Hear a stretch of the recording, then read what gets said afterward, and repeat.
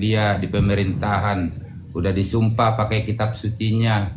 Kalau dia Kristen pakai Alkitab, kalau dia Muslim pakai Al-Quran supaya amanah. Ternyata dia korupsi, ternyata dia apa segala macam nggak amanah. Kalau bagi kami itu nggak takut lagi akan Tuhan, itu udah mati Pak Ustadz, tapi mati rohani gitu loh. Mati rohani, iya. Oh, mati rohani, iya. Jadi menurut Pak Ustadz itu masih hidup. Masih hidup manusia gitu kan, hitungannya itu udah nggak amanah, udah melanggar sumpahnya, kitab sucinya. Macam-macam ya Pak ya. Di Kristen ini ada sunat hati. Terus ada juga apa kemarin itu teman-teman, selain sunat hati, apa ya, puasa rohani ya. Kali ini saya dengar pula mati rohani ya teman-teman. Tapi kalau Ustadz jujur, kayak di Katolik juga di Kristen ada puasa, muti apa segala macam.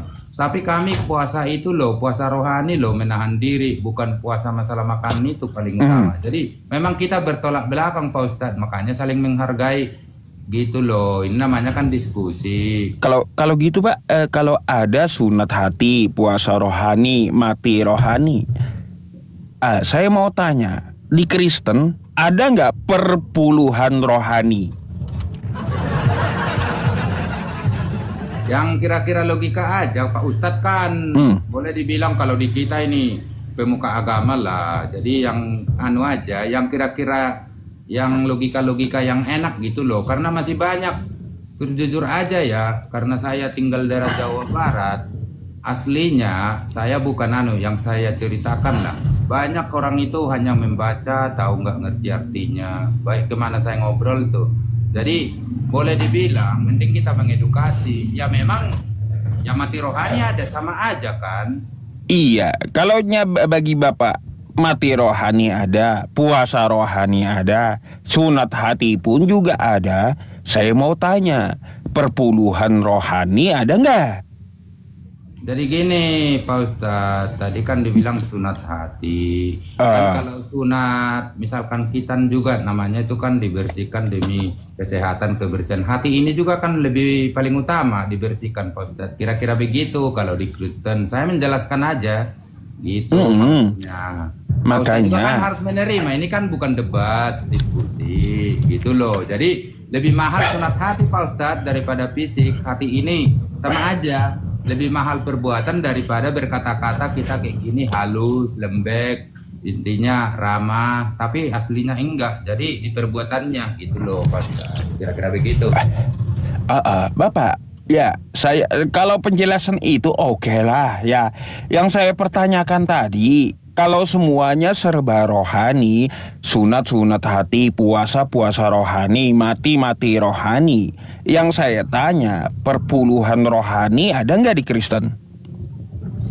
Rohani ini kan kehidupan Pak Ustadz, makanya selalu didampingi rohani. Memang kita orang Kristen juga kan, kalau nggak punya roh sama aja kayak Pak Ustadz. Kalau berdiri gini, duduk gini live, kalau tanpa roh Pak Ustadz sama aja mati gitu loh. Itu roh itu. Iya, saya nggak tanya tentang masalah rohnya, Bapak. Yang saya tanya di Kristen itu ada nggak perpuluhan rohani gitu?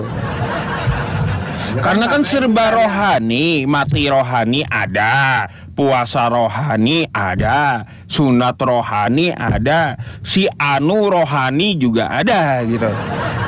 Kalau hitung-hitungan Pak Ustadz, pemuka agama bukan patokan ya, mungkin ada penipu, ada apa ini yang kita udah tahu lah, yang udah baik mungkin di mana gitu. Pemuka agama juga banyak, intinya hatinya nggak bagus tuh, makanya perlu hati ini bersih kan gitu. Saya gini, kalau masalah perpuluhan itu aslinya itu kalau benar itu ya memang itu namanya juga aturan-aturan kan gitu ya, tapi nggak dipaksakan. Itu di kita juga di gereja kita ada satu saat yang ada rezeki termasuk menyumbang gitu ya, namanya kalau udah bagian-bagian kerohanian gereja itu dari hati Pak Ustadz. Jadi nggak usah dibahas apalagi kan gitu. Nggak ada perpuluhan rohani toh. Kalaunya masalah duit itu nggak ada, duit rohani nggak ada. Tapi kalau yang susah-susah, puasa rohani ada, mati rohani ada, sunat hati, sunat rohani, macam-macam. Rohani. Aduh, perpuluhan rohani nggak ada. Kenapa coba? Kalau kita berbicara roh, Pak Ustadz, rohani itu yang mengendalikan hidup kita. Kalau enggak, kita nggak punya roh, sama aja mati, kan gitu. Jadi memang harus ditempelkan. Kalau sejak manusia, mungkin yang nggak tahu. Kalau Pak Ustadz tanpa roh, nggak tahu lah. Jadi Aneh-aneh aja. Nih Pak Ustadz misal mengaku, saya tanya dulu, Ustadz manusia gitu loh. Kan ada perkataan, bolehlah itu dibilang firmannya, idenya, ini lagi berbicara, bisa jadi apologet gitu loh, yang lagi familiar, banyak penonton, banyak penyuka, disyukurin aja. Kan Ustadz di luar punya, bisa berbicara, kan punya roh juga itu. Kalau enggak udah mati Pak Ustadz. Ya iya, kalau saya punya roh pasti. Nah, kalau Pak Ustadz baik, amanah di dalam suatu Tuhan yang telah diberi talenta, bisa gini jadi pendakwah melalui TikTok, apologet Muslim, ya tentu kan gimana? Berarti kan karena roh kebaikan itu. Kalau di kami itulah roh Kudus. Kalau roh jahat juga ada Pak Ustadz. Kalau Ustadz baik, ya Roh Kudus lah di kami yang mengendalikan hidup Pak Ustadz. Tapi kalau nanti nggak amanah Pak Ustadz, apalagi kayak gini kan sama aja dia apologet Kristen juga. Kalau misalkan ada suatu program dibantu nggak amanah, ya sama aja, lebih parah dari kita ini. Sama aja dia menanggung. Berarti roh yang mengendalikan dirinya, ya roh jahat itu. Kalau Pak Ustadz misal amanah bagi kami, saya sebagai Kristen, ya kalau nggak amanah, yang atas bantuan orang untuk kebaikan sesuai program Pak Ustadz, ya roh jahat lah yang mengendalikan Pak Ustadz. Nah kalau Pak Ustadz amanah, ya dengan sendirinya, ya itu udah doa gitu loh, karena jujur dipergunakan, ya Roh Kudus lah yang mengendalikan. Kira-kira begitu Pak Ustadz. Jadi roh nggak bisa lepas dari kita manusia, tapi roh yang mana dulu, itu Pak Ustadz. Waduh. Iya. Jadi perpuluhan rohani nggak ada. Iya.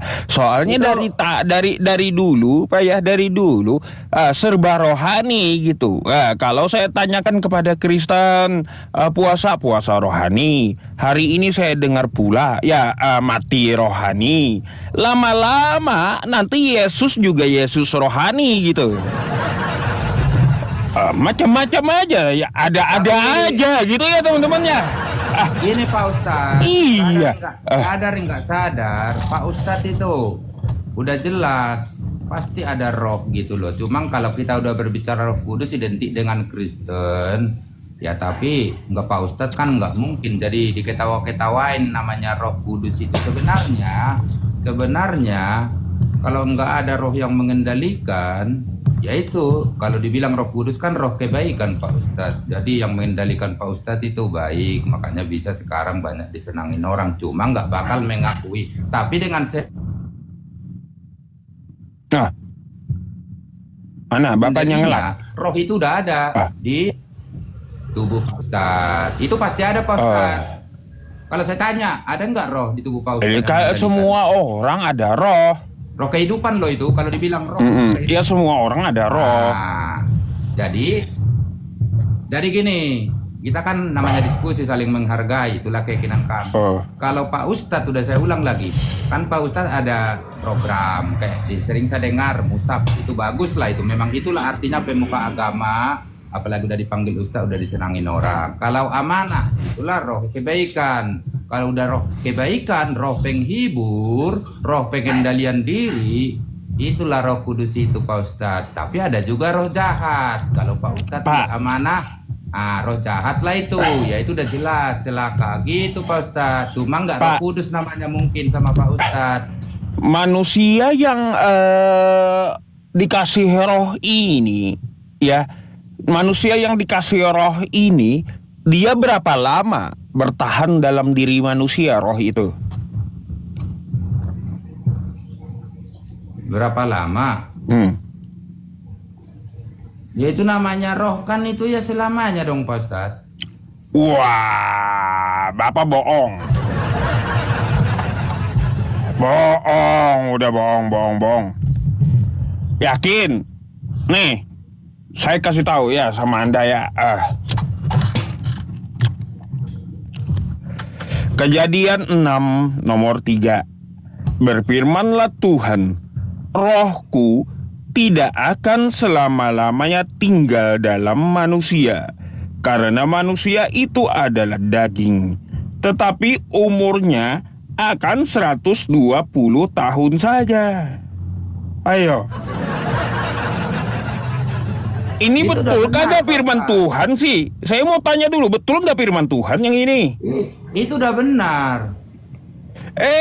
Bapak, ya, Anda coba lihat tuh ya, manusia di dunia yang saat ini ada yang hidupnya 200 tahun lebih yang paling tua. Masa Tuhan salah berfirman? Kata Tuhan 120 tahun aja. Manusia sekarang ada yang 200 tahun lebih loh. Ayo. Macam mana tuh Tuhan Anda tuh?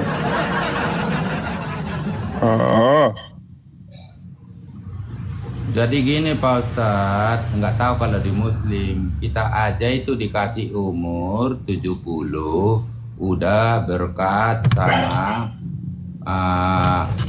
udah luar biasa lah itu. Lebih dari 70 itu di Alkitab tertulis, itu udah bonus kira-kira begitu. Nggak tahu kalau ada di Pak Ustadz ya, ada umur bonus, umur dikasih umur panjang gitu loh. Udah kayak gitu bonus gitu. Kalau di saya tertulis 70 tahun kira-kira begitu. Tapi kan ada juga cuma 50 yang namanya meninggal itu nggak mengenal umur, ada sampai 100 kira-kira begitu. Jadi ya memang gini loh Pak Ustadz, kalau bagi saya Alkitab itu perjanjian lama sampai perjanjian baru, dari Kejadian sampai Wahyu, saya sebagai manusia nggak bakal mampu mengambil 100% nalar memikirkannya Pak Ustadz. Kalau misalkan saya mampu nalar saya yakin itu saya buang. Berarti bukan firman Tuhan. Kira-kira begitu pemikiran saya sendiri. Karena apa? Kalau kita mampu memahami semua rahasia Tuhan, apa yang dituliskan itu, apa rencananya, ya kita udah sama dengan Tuhan. Itu bagi saya merasa karena saya manusia hina di hadapan Tuhan. Kalau saya merasa manusia hina di hadapan Tuhan, tentu saya berbuat baik melalui perkataan. Itu Pak Ustadz. Itu Bapak bisa mikir tuh ya, tidak akan saya imani kata Anda, ya bukan firman Tuhan. Sekarang firman Tuhan yang salah, Anda imani juga gitu? Iya, kalau misalkan itu bisa saya ambil. Kok bisa? Nalar saya, itu bukan firman Tuhan berarti. Kok bisa firman Tuhan bisa salah gitu? Contoh ayat yang saya tunjukkan tadi, ada manusia banyak yang lebih 120 tahun. Ayo, berarti salah firman Tuhan Anda di situ. Kan udah saya Anda jawab, imani Pak itu. Ustadz. Kan udah saya jawab Pak Ustadz. Setiap yang tertulis di kitab suci saya, kalau saya bisa apa makna dan tujuannya semua 100%, saya nggak percaya itu kitab suci. Gitu loh. Itulah, ini pribadi saya. Apa kata pendeta, apa kata teman Kristen, itu urusan saya sendiri. Itu prinsip saya. Kalau bisa saya dapat nalar saya, apa tujuan Tuhan semua yang tertulis itu 100% bisa saya mengerti, itu bukan kitab suci bagi saya Pak Ustadz.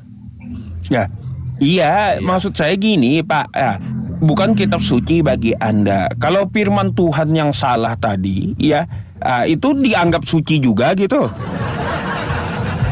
Coba pikir. Firman Tuhan itu perasaan Pak Ustadz. Nggak ada yang salah. Pak, manusia ada yang lebih dari 120 tahun rohnya. Coba Anda lihat di Google, ada yang 146, ada yang hampir 200. Adam pun berapa tuh umurnya? Hampir 1000 tahun. Jadi kok bisa Tuhan Anda bisa salah gitu berfirman? Ini Pak Ustadz. Aduh. Itu kan termasuk makna alegoris. Kayak Pak Ustadz sekarang, dulu kan mungkin ratusan. Sekarang kita manusia sekarang 70 tahun aja, 80 udah kayak mati rasanya. Tersiksa lebih-lebih dari mati, udah rematik, udah apa. Ya itu kan kita kan nggak tahu tujuan Tuhan kan gitu. Tapi ada juga yang 100. Tapi untuk umur sekarang sih susah ya, udah jarang gitu loh. Kalau di zaman nabi-nabi dulu kan lihat aja di Alkitab 400, 300, 600, 400 sekian. Tuh Anda tahu kenapa Tuhan ngomong rohku cuma 120 tahun aja dalam diri manusia. Ayo coba.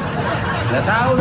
Masa Tuhan salah? Ayo. Ya tahu dong Pak Ustadz. Saya mah ya istilahnya yang cuma nggak mau kayak sombong-sombong, ya mengertilah Alkitab itu. Makanya teman saya harus merendah di hadapan Tuhan karena memang gitu. Kalau kita banyak ngomong juga saya ngerti Alkitab ngerti ini, ya sama aja. Al-Quran juga saya udah baca-baca hadisnya, tapi saya manusianya sendena masuk Al-Quran juga paling cuma bertanya gitu loh. Alangkah indahnya itu. Makanya jangan terlalu. Anda bisa baca Quran emang? Nah, Anda bisa baca Quran? ya kan ada terjemahannya, nggak beda-beda jauh. Terjemahnya bukan Quran. Kacau. Terjemahnya itu bukan Quran, Bapak. Ya, Quran itu bahasa Arabnya. Ya udah, terus apa namanya? Quran itu teks original ya, bahasa Arabnya. Ya, tapi kan nggak beda-beda jauh kalau zaman sekarang di Google. Masa kalau kita ketik misalkan sesuatu beda di translate, beda-beda dikit itu. Kayak gini Pak Ustadz, ada kalau di Medan tuh, kalau naik angkot, aku duduk di muka. Pertama saya dari Medan ke daerah Jawa, saya bilang gitu, marah supirnya. Di muka siapa? Kan gitu maksudnya perbendaharaan kata. Padahal kalau di sini di depan. Makanya ada lagu, ku duduk di muka, gitu kan? Itu tergantung. Tapi kan melihat lokasinya di mana sama terjemahannya. Maksud saya gitu. Nah itu juga kan mungkin Al-Quran itu kalau ditranslate ke bahasa Indonesia kan mungkin beda-beda sedikit. Nah, jauh gitu. Pak. Contoh ya, Alhamdulillahi Rabbil Alamin. Bahasa Indonesianya apa? Segala puji bagi Allah. Kan enggak ada samanya. Jauh Pak, terjemahannya dengan teks originalnya jauh beda. Enggak, maksud saya itu Pak Ustadz, dari Arabnya ke bahasa Indonesia. Misalkan kalau dia di daerah Medan berjalan atau saya mau naik di depan gitu di daerah Sumatera sana, saya duduk di muka gitu, maksud saya translate Arab ke Indonesianya bisa aja. Makanya saya nggak berani gitu loh. Itulah Pak, kalau kita imani terjemahan orang bisa salah. Duduk di muka ya jelas semua orang marah, muka orang diduduki. Kagak ada juga maksudnya itu di depan. Kalau diterjemahkan ya saya duduk di pantat, itu yang betul. Ya, lihat aja, ada kan masa saya duduk di muka duduk. Saya duduk di pantat nih, pantat yang duduk. Itu kacau juga. Naik kereta api tuh duduk di muka itu kan termasuk itu bahasa, tapi kan itu harus saling menghargai bahasanya. Ada kan duduk di depan, aslinya kan di depan, duduk di muka ada Pak Ustadz. Ada lagu di Indonesia kayak gitu resmi kok, ada penciptanya, tapi itu mungkin ya begitu. Saya nggak berani masuk bertanya, saya kan nggak ngerti bahasa Arab. Tapi kan mungkin perbendaharaan katanya Arab ke Indonesianya satu kata bahasa Arab, nah bisa beberapa kata bahasa Indonesia, mana sinonim yang paling tepat. Itu makanya saya nggak masuk. Tapi jujur Pak Ustadz, saya baca-baca terus kok sama hadis-hadisnya, banyak yang tahu. Makanya saya tahu. Pernah saya tanya, nggak tahu. Ya udah, kalau gitu ya apa yang Anda mau tanyakan dari Islam? Silakan. Cuma saya tentang sunat tuh Pak Ustadz. Kalau kita Eiffel Nabi, Nabi kalian bilang Yesus Nabi utusan, taruhlah memang itu Nabi utusan hamba, itu tertulis guru Tuhan. Nah kalau Yesus itu misal tentang sunat, dia kan jelas umur 8 hari. Kalau Nabi Muhammad itu tertulis, saya lihat di Al-Quran nggak ada. Di mana itu Pak Ustadz tertulis berapa hari gitu? Ya iyalah, Anda aja udah salah nyarinya. Ngapain nyari Nabi Muhammad di Quran? Aneh-aneh aja. Ya. makanya bertanya. Anda udah salah kalau nyari tentang Nabi Muhammad di Al-Quran. Kalau nyari Nabi Muhammad itu di hadis dan sirah nabawiyah, bukan di Quran. Jelaslah kagak ada ketemu Anda kalau di Quran. Aduh. Ya nanti saya cari di hadis apa namanya Pak Ustadz. Nggak usah dibuka juga terlalu lama nanti. Ya iya, kalau Nabi Muhammad ya ada di dalam hadis Abu Daud tuh ya, min karomati Allah an wulidtu makhtunan. Ya, di situ dikatakan beliau udah berkhitan. Ya, semenjak beliau kecil. Maksudnya semenjak beliau kecil kurang paham. Iya, kalau Yesus kan 8 hari, kalau Nabi Muhammad baru dilahirkan udah khitan dia, udah sunat. Maksudnya lahir. Iya. Oh, khitan dari lahir. Iya. Ya kok? Ya saya nggak nyalakan Pak Ustadz ya. Saya kan ini banyak teman-teman itu katanya dianu kakeknya, disunat khitan kakeknya. Kakek. Oh, kakeknya ada yang berpendapat kayak gitu. Ada dua pendapat tentang Nabi Muhammad, cuma dua-duanya semenjak kecil gitu. Yang jelas di khitan. Nah, artinya gitu. Maksudnya dua pendapat, terus berarti kan dua-duanya nggak bisa benar itu Pak Ustadz. Itu namanya salah satu pasti itu ada yang salah. Cuma kan dari dua pendapat itu nggak ada yang mengatakan Nabi Muhammad kagak khitan, kagak sunat. Dua-duanya mengatakan Nabi Muhammad sunat. Gitu. Apa maksudnya ada dua versi masuk Pak Ustadz? Iya, dua versi. Yang satu sunat sejak lahir. Benar? Yang satu katanya kakeknya yang membawa dia sunat. Kan gitu. Kagak mungkin dua-duanya betul. Pasti salah satu betul. Oke? Nah, kalau salah satu yang betul, berarti tetap saja Nabi Muhammad itu sunat, bukan kagak sunat. Dua-duanya paham benar, kan? apa dua-duanya kurang paham? Kagak mungkin dua-duanya benar. Ya, pasti salah satu benar. Silakan Anda pilih, ambil pendapat yang mana. Tapi keduanya pendapat itu mengatakan Nabi Muhammad sunat. Paham kan? Iya, saya bingung tadi ada dua versi, tapi pasti ada yang salah satu. Ya, kalau kayak gitu kan bingung nanti. Kagak bingung, nggak ada yang bingungnya umat Islam. Kalau salah satunya benar ya, kita lihat kedua pendapatnya apa pendapatnya. Kedua-duanya pendapatnya Nabi Muhammad sunat, oke? Ya, kedua-duanya Nabi Muhammad pendapatnya sunat. Yang satu beda waktunya, yang satu waktu lahir, yang satu dibawa kakeknya, beda waktu. Tapi kedua-duanya mengatakan Nabi Muhammad sunat. Silahkan Anda pilih salah satunya. Pendapat yang mana mau Anda ambil? Sama aja, mau ambil pendapat pertama atau pendapat kedua, Nabi Muhammad sunat, gitu. Iya, maksud saya tadi makanya ini kan saya kalau sejak bertanya itu saya dengar, saya simpan dalam hati suatu saat ngobrol, cuma karena yang saya temani ya masyarakat awam lah. Cuma kalau saya berteman kan ke saudara kita muslim semua di sini.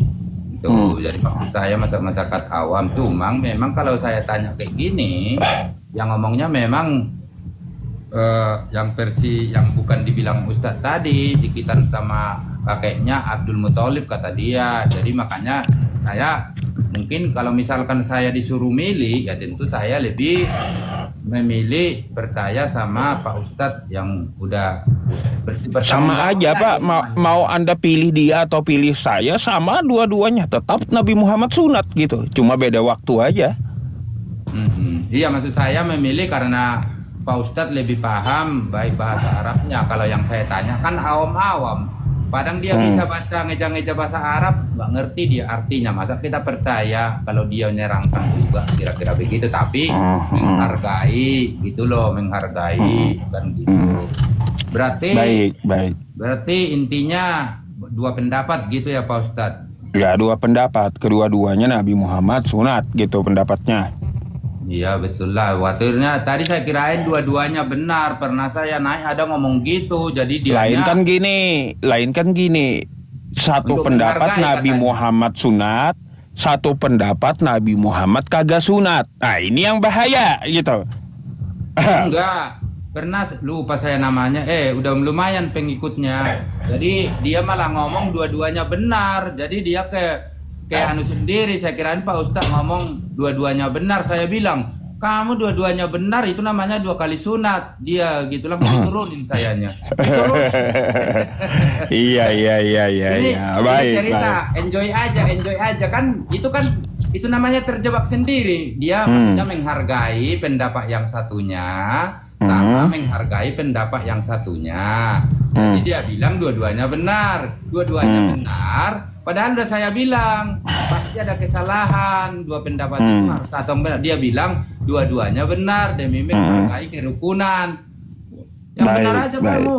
Sampai saya ngomong ke kamu itu dua-duanya benar ya itu mah dua kali sunat. Saya bilang terus turunin gitu ceritanya. Ya intinya sunat, intinya kayak gitu. Ada lagi Bapak yang mau ditanyakan? Soalnya itu dia Pak Ustadz yang saya bilang, apa yang tertulis di kitab suci nggak bisa diambil nalar manusia semua. Nah sekarang Pak Ustadz sebenarnya udah ngejawab.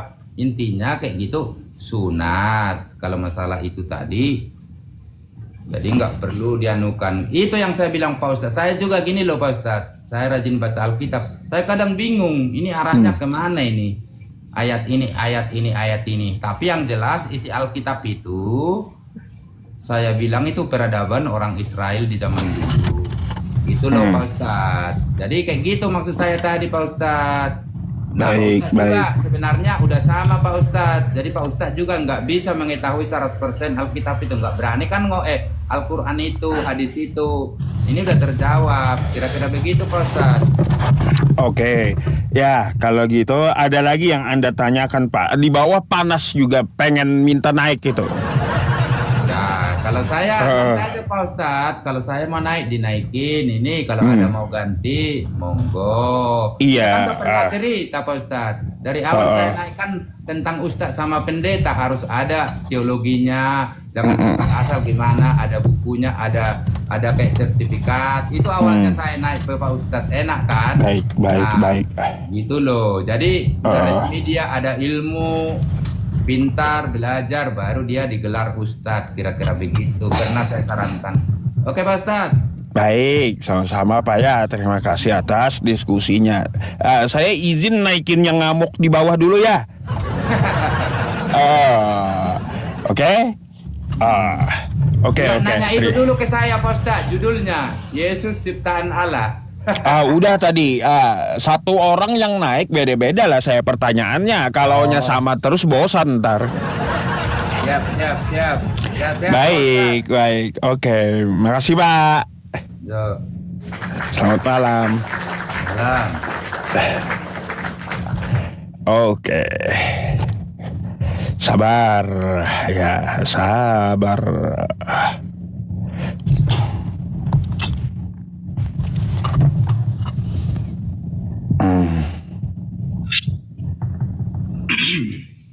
Halo, selamat malam. Silakan open cam-nya. Ya, sabar. Mana sini? Ini. Oke Pak Ustadz, diskusi apa kita ini Pak Ustadz? Iya, apa saja. Anda mau bertanya atau mau ditanya? Silakan. Enggak, tadi saya ada sempat dengar tentang itu yang umur 120 tahun Pak Ustadz. Iya, gimana tuh? Jadi dalam kejadian 6, makanya ini Pak Ustadz ya saya sampaikan. Macet nggak? Enggak. Suara saya macet nggak? Enggak, lancar. Enggak Pak Ustadz ya. Nah di sini saya sampaikan pertama Pak Ustadz, kalau baca Alkitab itu tidak boleh satu-satu ayat, nggak boleh sepenggal-sepenggal. Jadi itu dia harus dicocokkan, ditafsir istilah. Ya, tafsir lah. Jadi gini, Pak Ustadz. Ditafsir. Berarti kitab Anda ini nggak lengkap gitu ya. Jadi perlu ditafsir lagi. Bukan nggak lengkap. Kan kayak gimana? Pak Ustadz. Bukan gitu maksudnya. Jadi Pak Ustadz, kalau Pak Ustadz baca satu kalimat doang, ya keliru nantinya yang ada, ya kan? Gini, kalau saya menampilkan, kalau saya menampilkan satu ayat, berarti saya udah baca satu perikop itu. Jangan salah. Anda mau bawa saya baca satu perikop pun, ya, kalau Anda membawa saya baca satu perikop pun, itu nggak berubah konteksnya. Oke. Jadi kalau menurut Pak Ustadz lah tentang kejadian 6 ayat 3 tadi, yang rohku hanya umur manusia hanya sampai 120 tahun saja. Dalam perikop itu apa yang Ustadz dapat gitu? Nah, dalam perikop itu Tuhan berfirman, ya karena kejahatan manusia, kan kayak gitu. Judulnya aja kejahatan manusia, kejadian 6 itu. Kalau kejahatan manusia lalu diceritakan, kan kayak gitu. Tentang masalah roh di ayat ketiganya. Kalau yang ayat keduanya kan karena perempuan itu cantik-cantik katanya, maka diambil istri kan. Habis itu berfirman lagi Tuhan tuh, ya di ayat ketiganya, tidak semua manusia, tidak selamanya rohku ada dalam diri manusia, karena manusia itu daging. Karena Tuhan kan gitu. Tapi hanya bertahan 120 tahun saja. Anda tahu kan para nabi ada yang 400 tahun. Adam ada yang 900 tahun. Hah? Apa judul perikopnya? Kejahatan manusia. Kejahatan manusia. Nah, kenapa Tuhan berfirman umurnya sampai 120 tahun saja? Jadi gini Pak Ustadz, saya katakan ya, kenapa roh Allah itu hinggap dalam manusia sampai 120 tahun aja? Itu sebenarnya bukan cerita tentang umur Pak Ustadz. Maknanya itu bukan cerita tentang umur, tapi masa pertobatan.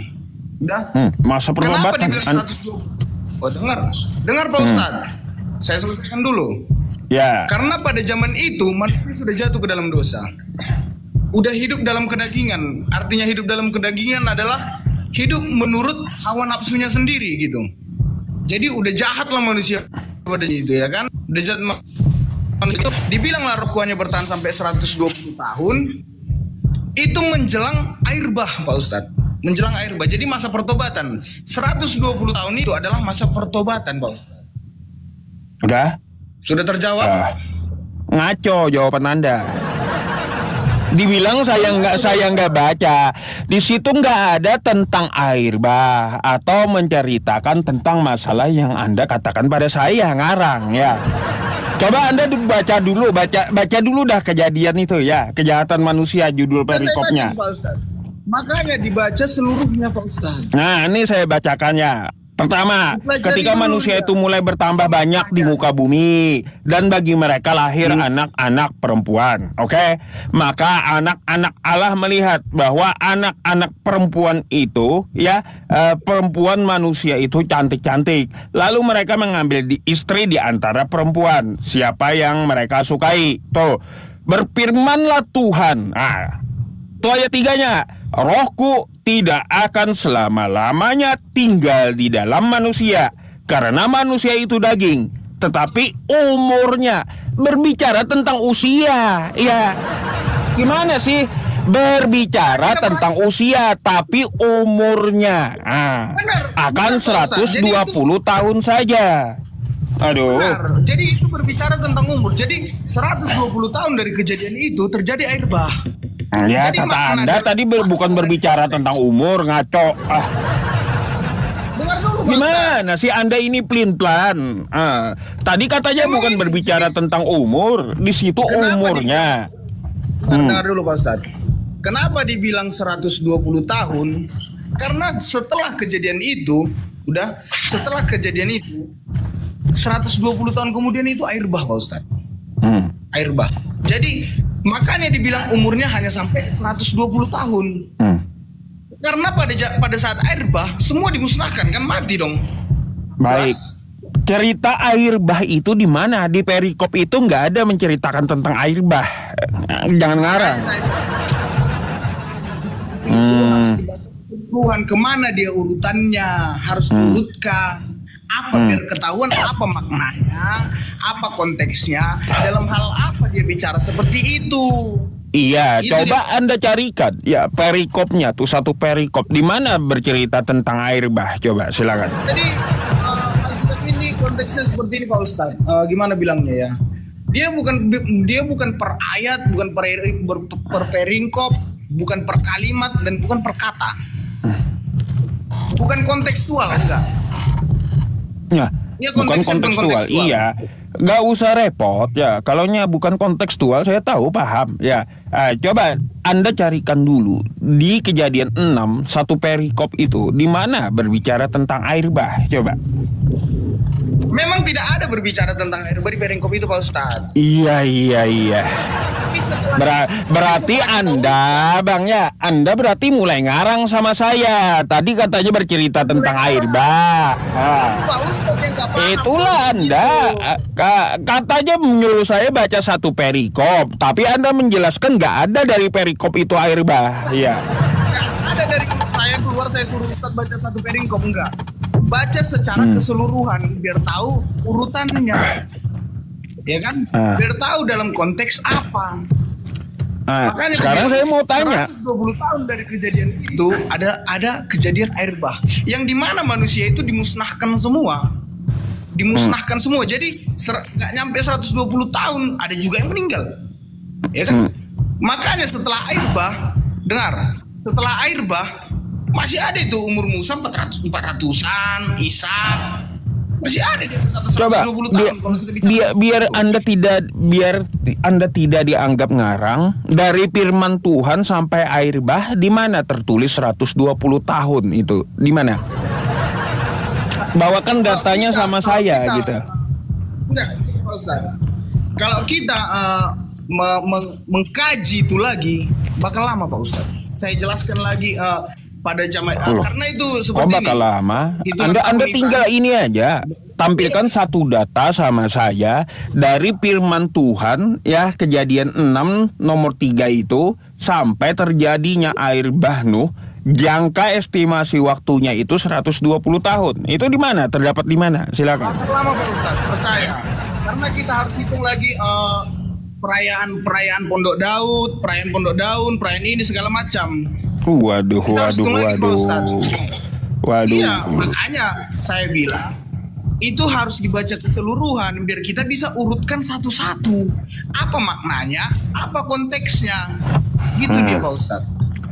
Iya, masalahnya gini, ya. Dia aja udah kejahatan manusia. Masalahnya gini, ya, dari Kejadian 6 ya sampai kejadian air bah tidak ada mengatakan dari Kejadian 6 sampai air bah Nuh itu 120 tahun, nggak ada.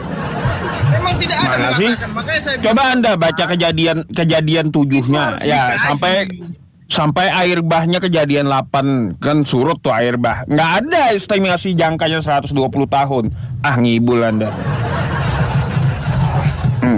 Nggak ada di situ juga berbicara tentang masalah tahun berapa jangkanya, nggak ada juga saya temui. Tapi kitab Kejadian, Keluaran, Imamat, Bilangan, Ulangan, Yosua itu sama-sama ditulis Musa Pak Ustadz. Jadi dari 6 kitab ini itu bisa kita simpulkan. Makanya saya bilang bakal lama kalau kita kaji lagi karena kita harus kaji 6 kitab ini. Waduh, mau melebar rupanya. Iya. Makanya jangan tanya. Aduh. Jadi gini, kalau Anda pun belum menyiapkan datanya dan tidak berdasar, lebih baik Anda diam gitu, nggak usah Anda jelaskan. Kayak gitu aja ya. Bakal lama nanti. Ya nggak mungkin lah aku aja di Pak Ustadz ini ya kan. Itu harus dikaji lagi Pak Ustadz. Iya, artinya gini Bang, yang saya maksud itu kata Anda harus dikaji lagi, seharusnya Anda kaji dulu sebelum naik. Jadi kalau saya minta datanya, Anda bisa langsung tunjukkan gitu. Tuh, tadi di bawah Anda ketik, saya jawab semuanya, saya jelaskan. Jong juga rupanya. Kan gitu. Aduh. Data yang melebar gitu, data yang melebar nanti bakal panjang kita. Jadi saya kasih tahu inti daripada kalimat itu tadi Pak Ustadz. Gitu dia. Saya kasih tahu maknanya aja. Apa maksud Tuhan itu berfirman seperti itu, berkata seperti itu. Saya kasih tahu itunya aja. Gitu Pak Ustadz. Oke, saya enggak terlalu memaksakan juga Anda harus jawab kayak gimana kan, kayak gitu. Tinggal penonton aja yang menilai jawaban Anda seperti apa kan gitu. Enggak saya paksakan juga. Ya tidak masalah Pak Ustadz. Kita diskusi. Saya juga tidak bisa memaksakan untuk orang bisa percaya atau bisa nerima apa segala macam omongan saya gitu. Ya. Sekarang silakan Anda mau bertanya. Ini kan forum diskusi kan, benar kan? Apakah Anda mau nanya? Kita diskusi apalagi kita ini Pak Ustadz. Enggak, saya enggak mau tanya karena saya enggak belajar tentang Islam. Jadi takut meleset atau takut apa gitulah. Saya enggak mau intoleran gitu. Saya enggak mau. Baik. Aneh-aneh gitu. Kalau Ustadz mau nanya atau kita diskusi. Bisa. Sekarang gini, saya mau tanya tentang masalah apakah yang ini salah cetak gitu ya? Bentar ya. Nih, ya sabar. Perbedaannya banyak masalahnya gini. Di mana ya saya simpan datanya? Oh ya, gini. Nggak usah yang itu deh. Saya mau bertanya tentang manuskrip, boleh? Gimana itu Pak Ustadz? Gini ya. Manuskrip kitab Anda itu yang tertua, Anda tahu nggak manuskrip apa? Maksudnya? Manuskrip dari kitab Bible Anda itu, manuskrip yang tertua, manuskrip apa? Anda tahu nggak? Manuskrip apa manuskrip? Ya, aduh. Bang, manuskrip Bible ya, manuskrip itu adalah catatan Bible Anda yang ditemukan dalam konteks teks originalnya. Itu manuskrip namanya. Jadi saya mau tanya, Anda tahu nggak manuskrip dari Bible Anda itu yang tertua yang dipakai itu manuskrip apa? Yunani? Ya, tahu bahasanya Yunani, itu bahasanya, manuskripnya. Bahasa Yunani. Bahasanya Yunani, tahu. Cuma manuskripnya. Kalau itu mungkin Pak Ustadz, karena saya bukan orang sejarah. Ya saya nggak tahu tentang itu. Baik, ya kalau Anda nggak tahu, saya kasih tahu nih. Manuskrip Anda itu yang tertua ada dua. Ada Codex Vaticanus, ada juga Codex Sinaiticus gitu. Kan gitu. Nah, saya mau tanya ya, apakah Anda tahu bahwa di Codex Sinaiticus ya, di kitab Anda itu tidak ada teks Yunaninya, tapi ada terjemahannya. Paham kan? Teks Yunani, teks aslinya, teks Yunani itu tidak ada gitu. Tidak ditemukan di teks Yunaninya, tapi ada terjemahannya. Nah, yang saya tanya, itu terjemahan ngambil dari mana gitu? Begini Pak Ustadz. Masa teks, bayangkan Bang ya, teks asli kagak ada, ya teks aslinya kagak ada, tiba-tiba ada terjemahannya, itu macam mana gitu loh. Jadi yang saya tahu tentang sejarah, karena saya nggak belajar sejarah ya, yang saya tahu tentang sejarah, udah. Jadi pada zaman nabi-nabi, pada zaman rasul-rasul, mereka tulis-tulis, mereka menulis kitab itu Pak Ustadz di kain, di batu, di dinding-dinding goa. Jadi para peneliti yang mengumpulkan terus dikanonkan. Udah, dikanonkan menjadi satu kitab. Itu dia Pak Ustadz.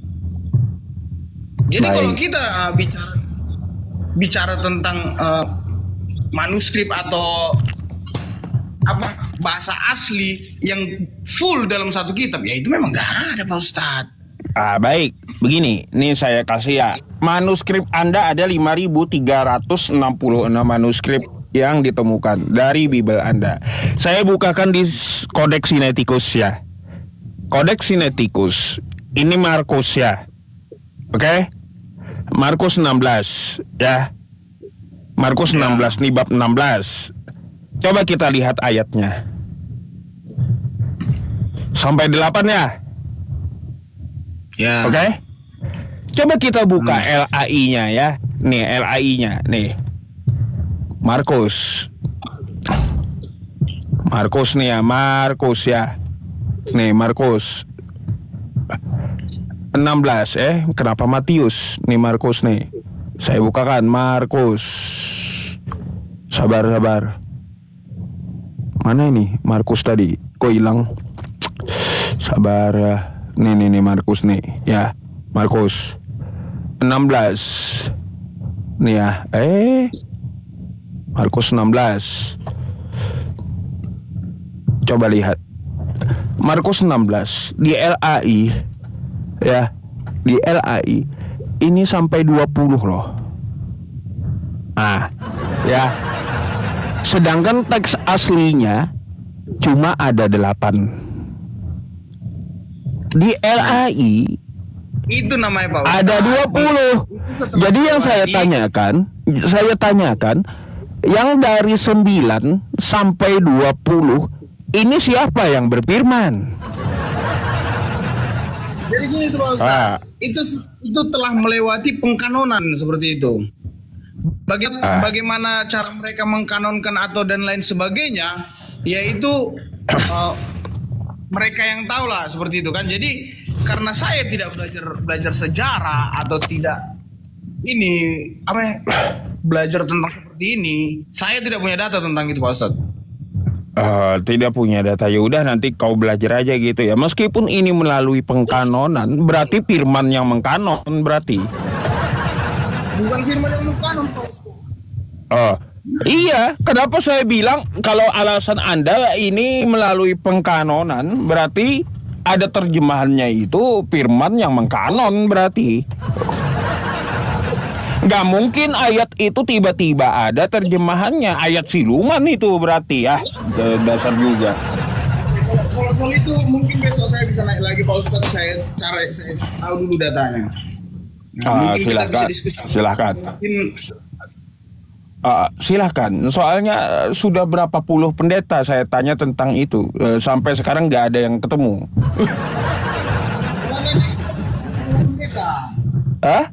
Tanya sama teolog bagian sejarah. Iya. Yang ahli sejarah aja Mbak Bambang Norsena mencret saya tanyain itu. Nggak berani lagi Bambang Norsena ketemu saya. Bayangkan ahli sejarah, karena nggak ada gitu. Ditanya itu firman siapa, nggak ada juga jawabannya. Gitu Bang. Nah, jadi gini, maksud saya kenapa saya menunjukkan itu. Ya kita beriman itu nggak bisa kita pakai imani saja, iman buta gitu, nggak bisa. Kalau saya menanyakan tentang Al-Quran saya, ya teksnya ada, terus terjemahnya ada. Teks aslinya ada nggak Al-Quran saya itu? Terus saya tanyakan semua. Akhirnya saya belajar Quran saya, semua ada manuskrip Quran saya dan tidak berubah gitu. Itu. Iya. Nggak mungkin kita beriman buta. Ya. Emang apanya artinya iman itu Pak Ustadz? Iman itu kepercayaan. Nah, yang kita yakini, ya. Ya itu yang kita yakini. Masa kita yang kita yakini, yang kita percayai dari siluman kan aneh. Harus jelas yang kita yakini itu bukan dari siluman. Gitu. Ya mungkin itu baru tentang apa ya? Kita diskusi kemarin ada tentang, aduh lupa lagi saya ini. Di kantor saya pula itu bukunya kemarin saya tonton. Apa tuh? Oke, atau ada lagi yang mau kita diskusikan Pak Ustadz? Ya kalau Anda ada pertanyaan, ya saya sih menanyakan itu aja. Mungkin Anda bisa cari dulu gitu data-data yang Anda sampaikan, terus data yang saya minta, yang saya pertanyakan gitu tentang masalah manuskrip tadi. Manuskrip itu doang gitu. Itu dulu dah. Siapa tahu Anda ketemu gitu. Saya akui hebat kalau Anda ketemu. Ya. Atau yang lain? Kalau yang lain sih, ya, saya pertanyaan klasik aja ya. Kalau yang lain-lain, pertanyaan klasik gitu. Kalau yang lain itu sudah sering saya tanyakan. Soalnya saya bertanya kepada 10 orang, ada 11 jawabannya. udah nggak heran saya. Coba. Anda baca dah ya. Nih request teman-teman ya, request teman-teman di bawah tuh ya. Coba Anda buka Matius 26. 28 nomor 16 ya. Apa bunyinya, bentar. Salah Matius berapa ya?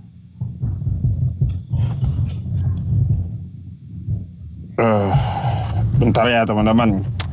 Matius berapa? Saya lupa ngeletakin tuh. Matius berapa tuh? Ya, sebentar.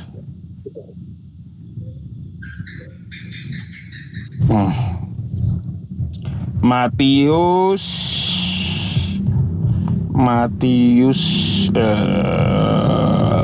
berapa? Nggak tahu. Matius 26. Bentar Bang. Matius 26. Lupa saya nih. Matius berapa? 26. Apa bunyinya Pak Ustadz? Iya, Matius 26. Bentar. Matius 26 nomor berapa nih? Nomor berapa? 19. Betul gak? 18. Matius 26 nomor 18.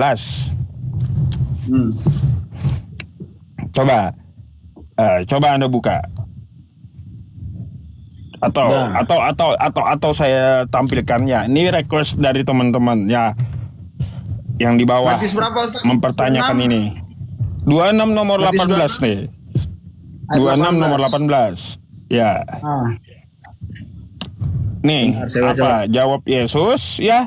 Jawab Yesus, pergilah ke kota kepada si Anu dan katakan kepadanya, pesan guru, waktuku hampir tiba, di dalam rumahmu lah aku merayakan Paskah. Pertanyaannya Bang, siapakah nama si Anu? Jadi coba kalau Anda saya suruh gini ya Bang ya. Saya suruh Bang Jomar ya, pergilah ke tengah kota, antarkan remote saya kepada si Anu. Kira-kira di tengah kota Anda ketemu nggak dengan yang saya maksud gitu? Jadi gini Pak Ustaz, Anu itu dalam bahasa aslinya, dalam konteks bahasa Ibraninya itu tondena, yang artinya kepada seseorang atau orang tertentu. Gak disebutkan maknanya. Seperti ini Pak Ustaz. Seperti ini. Contohnya saya kasih sama Pak Ustaz nih tisu nih.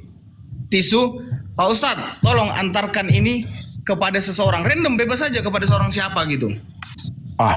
Gini, yang namanya seseorang kan di tengah kota banyak orang, gak ketemu juga. Kalau Anda bahasanya kayak gitu Bang, ya nggak ketemu. Antarkan tisu ini ke tengah kota kepada seseorang. Orang itu banyak di tengah kota gitu loh. Gimana sih? Iya gini Pak Ustadz. Jadi ceritanya konteks dari makna dari Matius 26 ini, Matius 26 ayat 18 ini. Jadi mungkin saja, bisa saja seperti Yesus telah menentukan gitu. Yesus telah menentukan, telah menentukan kepada siapa, ke rumah siapa dia akan melakukan Paskah itu Pak Ustaz. Jadi si Anu maksudnya dalam bahasa aslinya kita lihat itu adalah tondena, yang artinya kepada orang tertentu. Mungkin bisa saja orang tertentu. Kerabat atau kenalan atau bahkan orang yang percaya. Seperti itu Pak Ustaz. Iya. Kalau kita lihat kan di sini nih dari judulnya ya, Paskah dengan murid-muridnya. Ini kan ada rujukan cerita yang sama kan, dari Markus, Lukas dan Lukas kan Yohanes. Kalau kita lihat semuanya di sini nggak ada menyebutkan nama loh, semuanya nggak ada. Si Anu itu siapa? Tapi disebutkan ciri-ciri. Si Anu Memang itu ada, bawa kendi gitu loh. Jadi si Anu itu kalau kita memang lihat kita nama, makanya dari Pak Ustadz. jadi Makanya gini, bentar. Itu kalau Saya kasih tahu sama Anda nih yang ini. Nih gini bentar ya. Dari Markus, Lukas, Yohanes ini kalau kita buka, si Anu itu tidak disebutkan nama, tapi hanya ciri-ciri saja. Betul kata Anda tadi seseorang. Tapi kalau kita buka dari semua referensi, ciri-ciri orangnya itu bawa kendi gitu.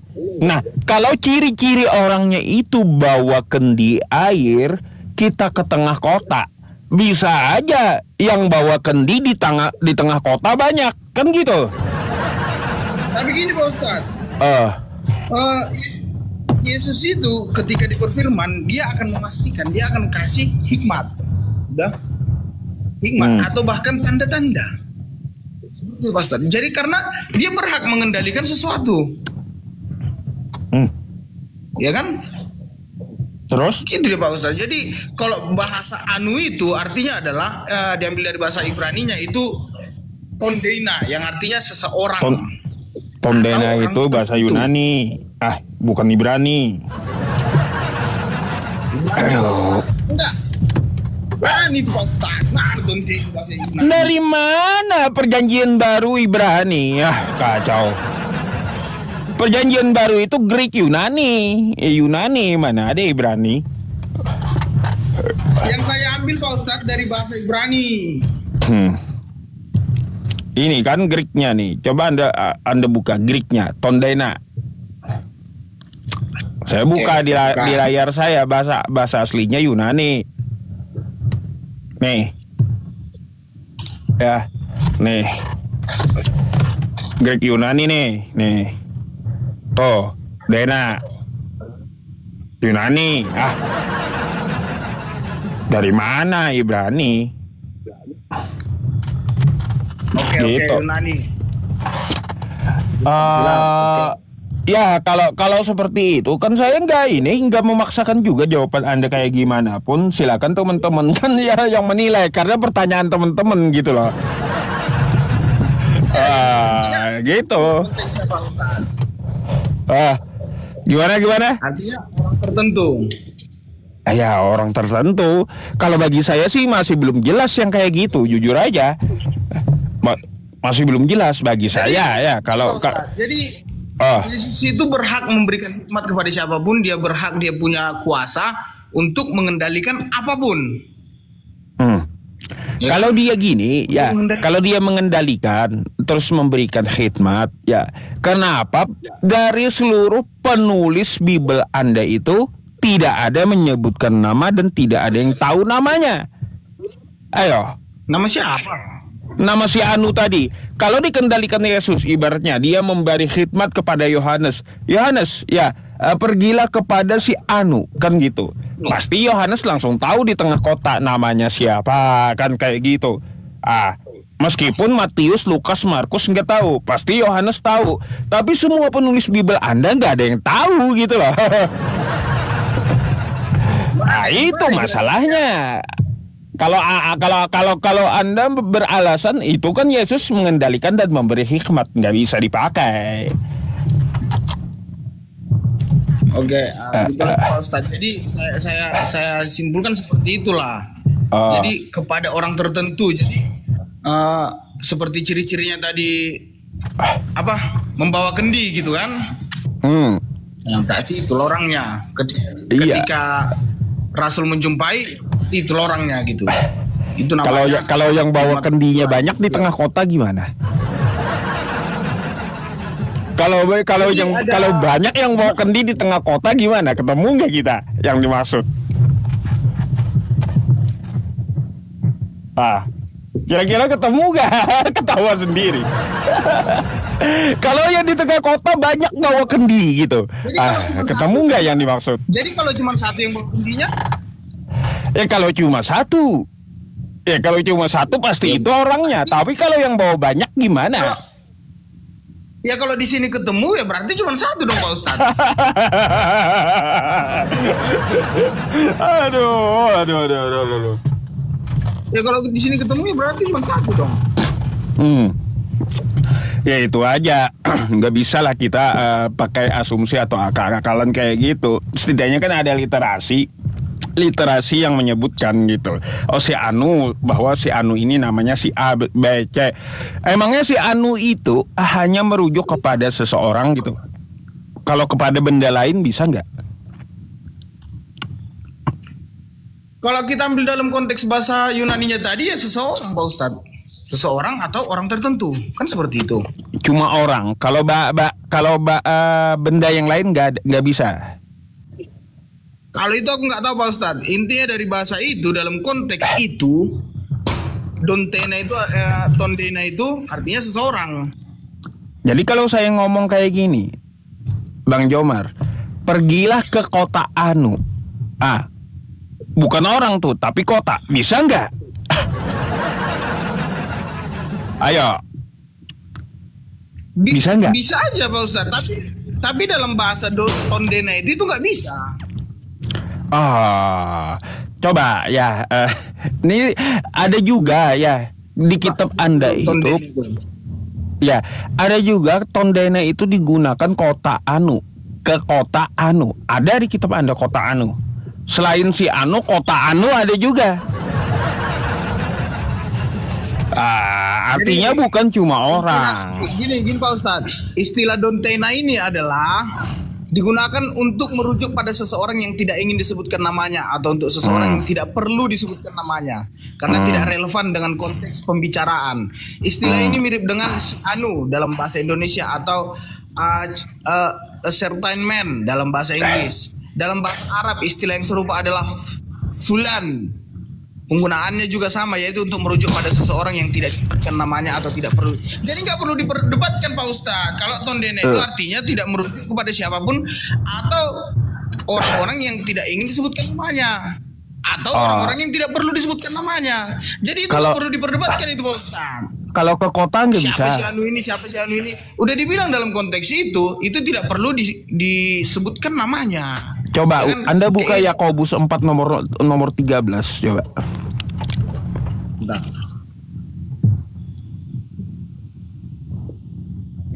Yakobus 4 13. Bentar Pak Ustaz. Yakobus 4 nomor 13. 4 13. Jadi sekarang, hai kamu yang berkata, hari ini atau besok kami berangkat ke kota Anu. Kota Anu. Kata Anda hanya untuk orang. Ternyata selain orang juga bisa Anu itu. Kayak gimana? Enggak. Kita bahas tentang Tondena itu Pak Ustaz. Lalu gimana dengan kota Anu? Dalam bahasa aslinya dia pakai bahasa apa kan gitu? Kalau Yakobus kan jelas Yunani juga. Iya, coba kita lihat bahasa aslinya Pak Ustadz ya.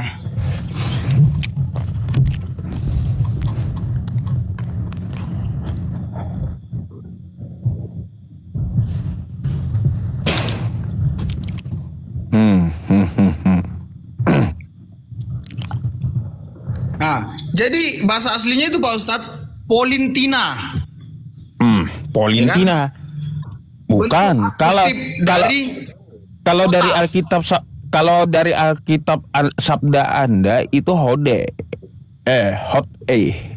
Haide tot Dalam bahasa aslinya itu loh Pak Ustadz.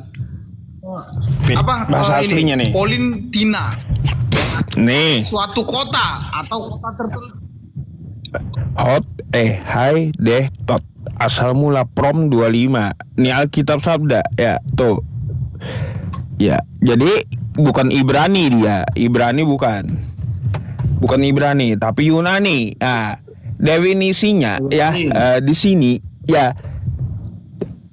Tode di sini F tendeten volin ke kota anu. Kota anu. Kan benar kan? Dia pakai bahasa asli Polin kan? Yang merujuk ke suatu kota. Hode bahasa aslinya. Coba tengok dulu yang Hode, tadi kan hode. Polin dia, yang artinya kota. Nah, di bawah, Ustaz, di bawah, coba. Kalau jenis katanya from, nggak ada yang Anda katakan. Enggak, tadi ada Polin Ustaz bacakan. Mana Polin? Polin, ten Polin ke Coba. kota anu. Nah, Ten udah kan? Polin, tende Udah ten kan, jelas Polin. Ke kota Ya anu. udah, itu di bahasa asli. Tapi bahasa aslinya hode, bukan Polin. Gimana sih? Di situ hode artinya ditulis. Aduh, lobet. Aduh, mak, kayak lobet pula lagi nih. Jas dulu dah, ya. Bisa. Nanti naik lagi aku Pak Ustaz. Nanti naik lagi aku. Oke. Ya.